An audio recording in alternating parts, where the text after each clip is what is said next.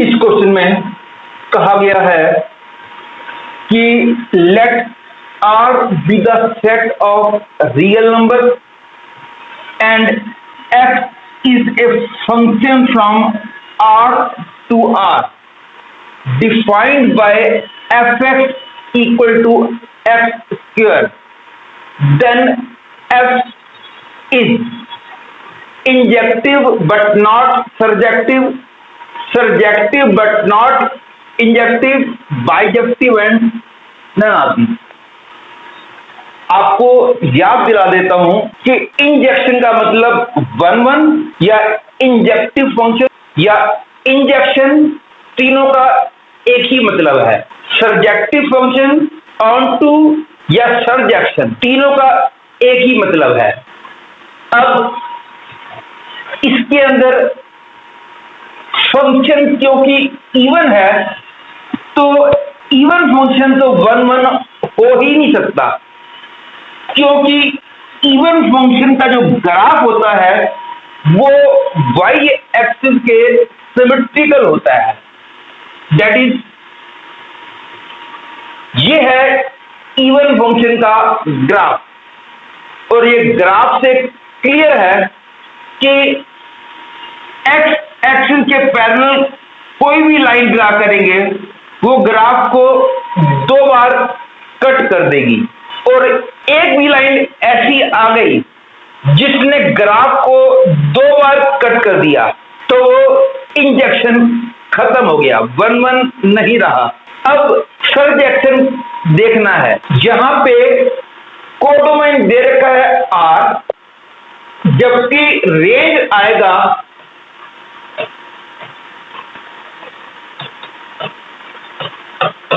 Zero to infinity.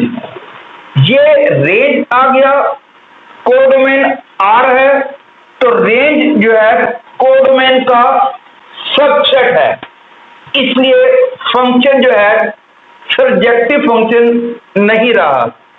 तो ये वाला फंक्शन 1-1 भी नहीं है और ऑन टू भी नहीं है। इस क्वेश्चन में कहा गया है कि इसका graph strictly above X axis lie करता है if and only if condition is this is equal to X square plus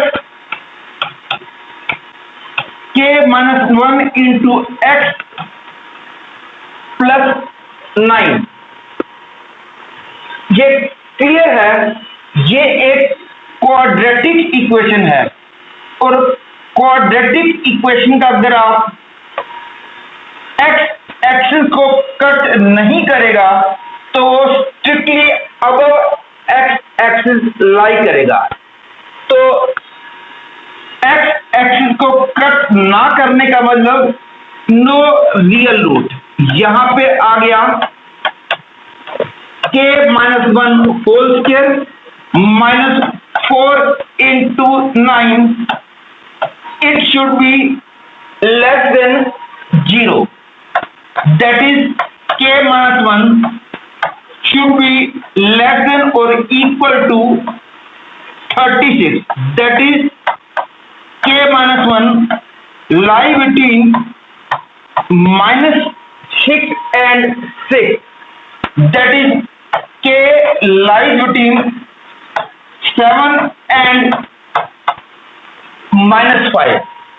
So this is the condition. That is B is the required condition. इस question में कहा गया है fx is equal to mod of x minus 1। तो पता लगाना है कि इनमें से कौन सी कंडीशन ट्रू है। Let us check the first condition. For first condition, left hand side is mod of x square minus 1, right hand side is mod of x minus 1 square, that is x minus 1 square. So left hand side and right hand side are not equal. It means first choice is wrong. अब second choice में ये left hand side is x plus y, that is mod of x plus y minus 1, and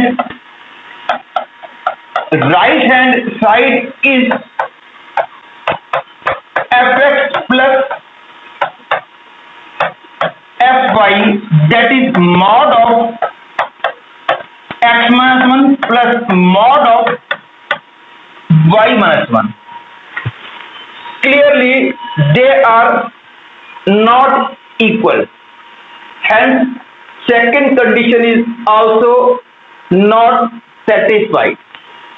For third condition, left hand side is f of mod x, that is mod of mod x minus 1. This is left hand side. Right hand side is mod of x minus 1. Mod means mod of x minus 1, and clearly they are not equal, hence the correct choice is none of these. इस question में कहा गया है mod of x minus 1 plus mod of x minus 2 plus mod of x minus 3 is greater than or equal to 6, and you have to find the correct choice. Actually इसका एक method तो है, left hand side इसको redefine करो और redefine करने के बाद देखो कि x की किस वैल्यू के लिए left hand side is greater than और इक्वल टू 6, लेकिन इसको रीडिफाइन करना एक लेंथी काम है, तो हम इसको ग्राफिकली करते हैं. कहा गया है कि x satisfies this inequation, and हमने x की वैल्यू निकालनी है. To do any question of modulus, बस लीनियर होने चाहिए सारे, मॉड कहीं भी हो, कितनी बार भी हो, मॉडुलस के अंदर भी मॉडुलस आ जाए, कोई फर्क नहीं पड़ता, बस लीनियर होना चाहिए और मॉड कहीं भी आ जाए. तो ग्राफ ड्रा कैसे करते हैं?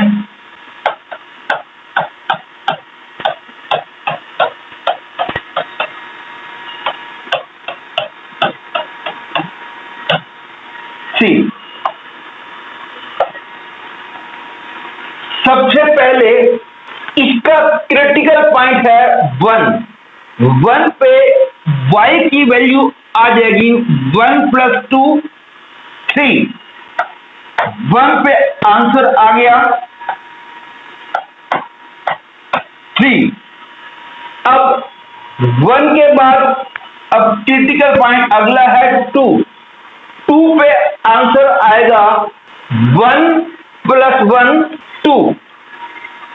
2 पे आंसर आ गया 2 2.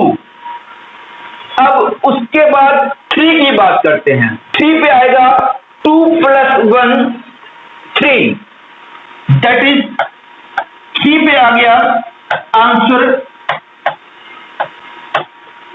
3. अब इन पॉइंटों को ज्वाइन कर दो.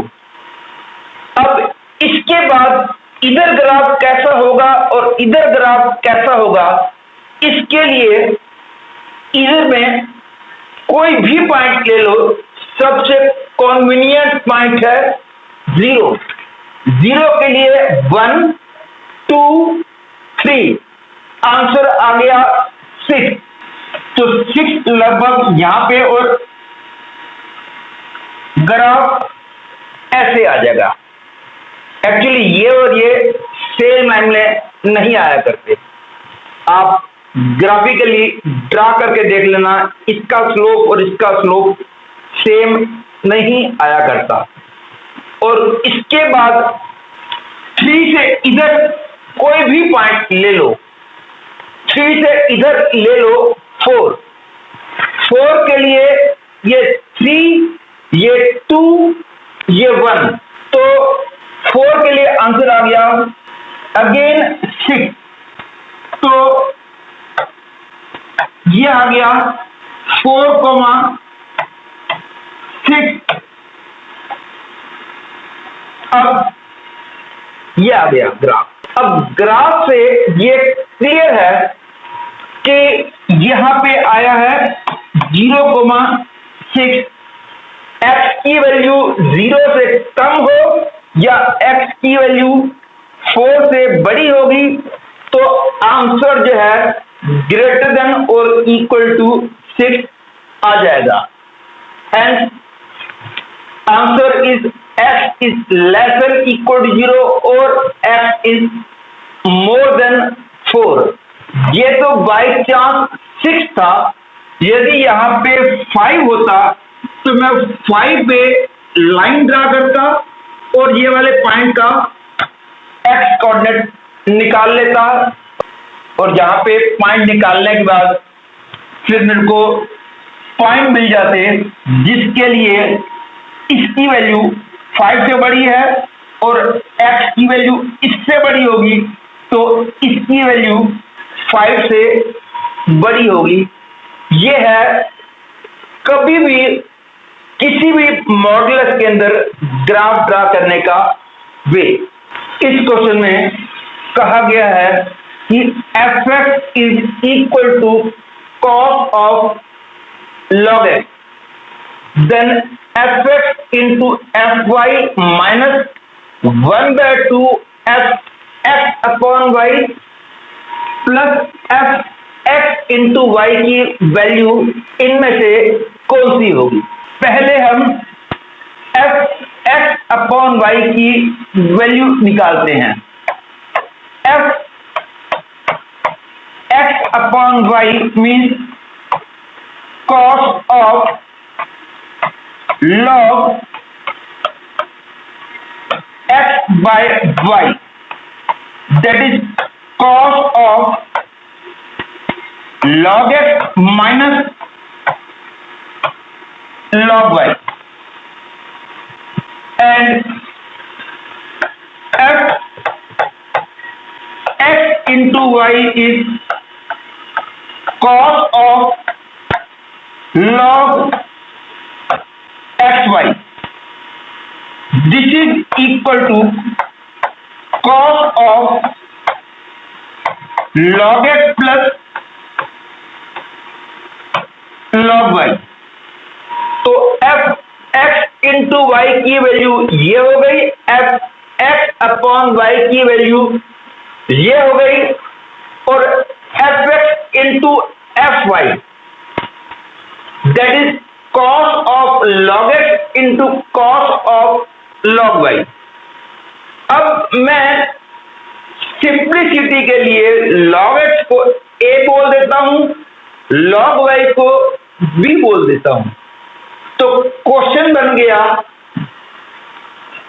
cos a into cos b minus 1/2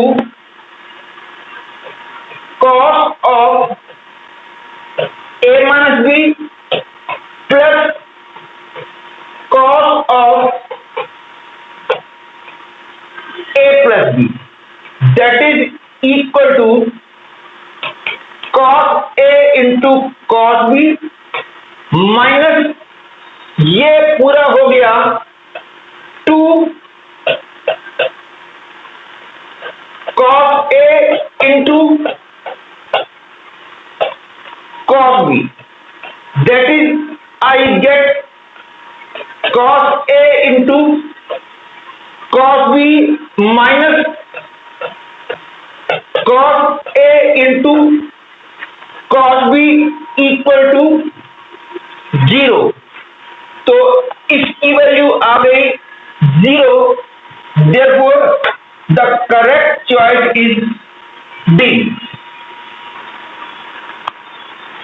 इस क्वेश्चन में कहा गया है find the domain of this function.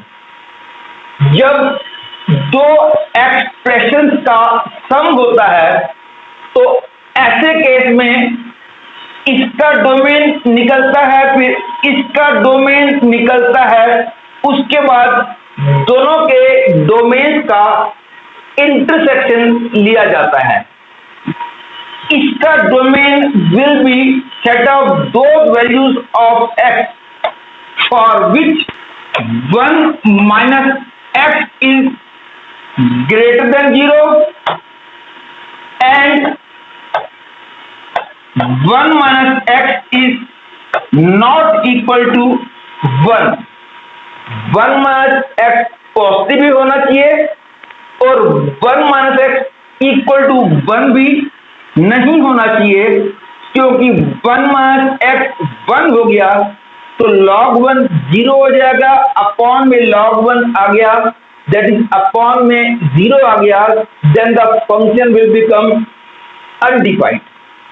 और यहां से कंक्लूजन निकला x is less than 1 and x is not equal to 0। तो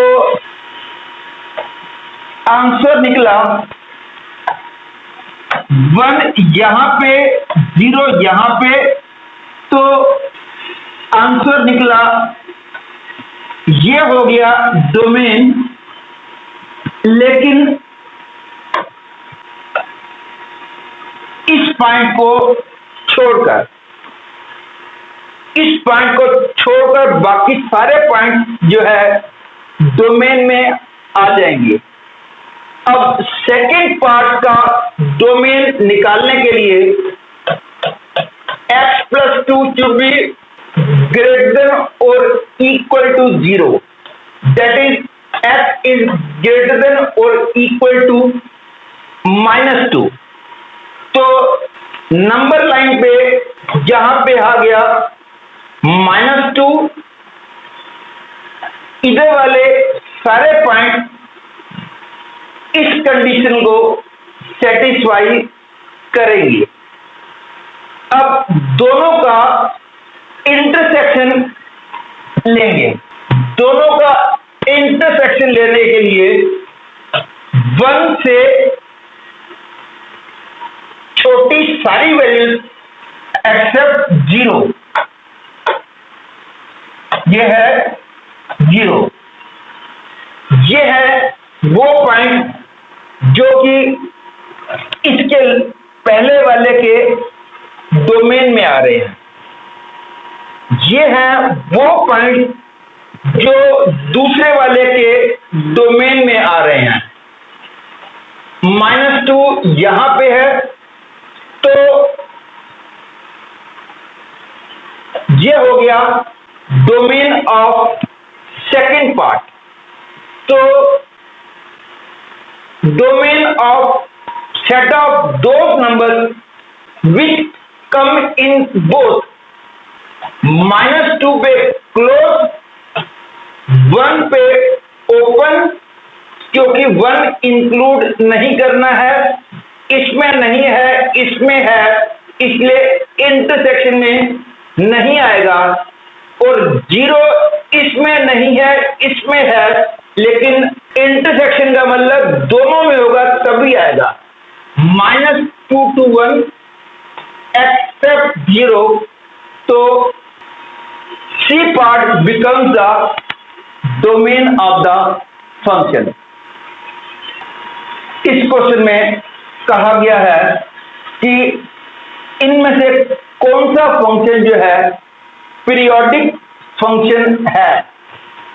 पीरियोडिक फंक्शन का मीनिंग आपको क्लियर होगा, ये मैं एक्सपेक्ट करता हूं, क्योंकि पीरियोडिक फंक्शन को आपने 12th में पढ़ लिया था और जब एडवांस लेवल के क्वेश्चन किए जा रहे हैं तो I am expecting that you know the meaning. Still for clarity purpose मैं थोड़ा सा एक्सप्लेन कर देता हूं कि कोई फंक्शन पीरियोडिक तब होता है if x plus t is equal to f x for all x for some positive value of t. मतलब कि t कोई पॉजिटिव नंबर है such that f x plus t is equal to f x for all x। यदि कोई ऐसा positive real number t है जिसके लिए ये दोनों बराबर हैं for all x, then the function is said to be periodic। और कुछ एक फंक्शन स्टैंडर्ड पीरियोडिक फंक्शन होते हैं, इसको चेक भी करने की जरूरत नहीं है, ये स्टैंडर्ड पीरियोडिक फंक्शन है, hence A part is correct. वैसे तो it was single answer question, बाकियों को चेक करने की जरूरत नहीं थी, लेकिन फॉर योर क्लैरिटी मैं साइन 1/x पीरियोडिक नहीं है। क्यों? क्योंकि साइन जो है ax प्लस बी केवल लीनियर पे ऑपरेट करता है तो ही पीरियोडिक होता है, बाकी किसी भी पे ऑपरेट करेगा पीरियोडिक नहीं होगा। ax प्लस बी पे ऑपरेट करेगा तो पीरियड हो जाएगा 2 मॉड ए। लीनियर के सिवा कुछ भी आ जाए, क्वाड्रेटिक आ जाए, 1 क्वाड्रेटिक या लीनियर आ जाए, मतलब कि यहां पे कुछ भी आ जाए इसके सिवा, then the function is non periodic. और एक्स कॉस एक्स इसमें है, ये वाला पार्ट पीरियोडिक है, ये वाला पार्ट नॉन पीरियोडिक है, बिकॉज एक्स का मतलब polynomial function. Non periodic into periodic is always non periodic, therefore C is also wrong, B is also wrong, hence A is the correct choice. इस question में कहा गया है fx is equal to sin x, gx equal to log of mod x। तो f not g का range r1 है, g not f का range r2 है, तो इनमें से कौन सी चॉइस करेक्ट है? तो पहले हम f नॉट g की वैल्यू निकालते हैं। f नॉट जी एक्स का मतलब हो गया f ऑफ जी एक्स, और f ऑफ जी एक्स का मतलब हो गया sine of log of mod x. और जी नॉट एफ एक्स का मतलब हो गया जी ऑफ एफ एक्स, और जी ऑफ एफ एक्स का मतलब हो गया log of mod of sine x, क्योंकि जी एफ एक्स हो गया लॉग ऑफ मॉड ऑफ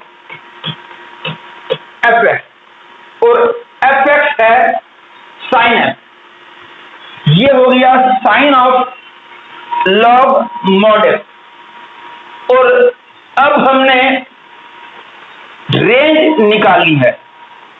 ये क्लियर है कि लॉग ऑफ मॉड एक्स की वैल्यू, सारी वैल्यूज पॉसिबल हैं। लॉग एक्स का ग्राफ ये होता है और लॉग ऑफ मॉड एक्स का ग्राफ ये होता है, क्योंकि इसका ग्राफ y एक्सिस के सिमेट्रिकल होता है। log x का ग्राफ ये, तो सिमेट्री से log ऑफ मॉड x का ग्राफ मिल गया। अब क्लियर है log मॉड x की वैल्यू माइनस इन्फिनिटी से इन्फिनिटी तक कुछ भी हो सकती है, और जब कुछ भी हो सकता है और हम जानते हैं साइन थीटा में थीटा यदि कुछ भी हो सके तो साइन थीटा की minimum value 1, maximum value -1, this becomes the range of sine theta. Therefore range हो गई -1 to 1। देयरफॉर ये फर्स्ट चॉइस करेक्ट हो गई, क्योंकि बाकी किसी में भी -1 to 1 इंक्लूड नहीं किया है। अब हमको R2 को चेक करने की जरूरत नहीं है, लेकिन फॉर योर क्लैरिटी मैं R2 को भी चेक करूंगा। ये क्लियर है कि मॉड ऑफ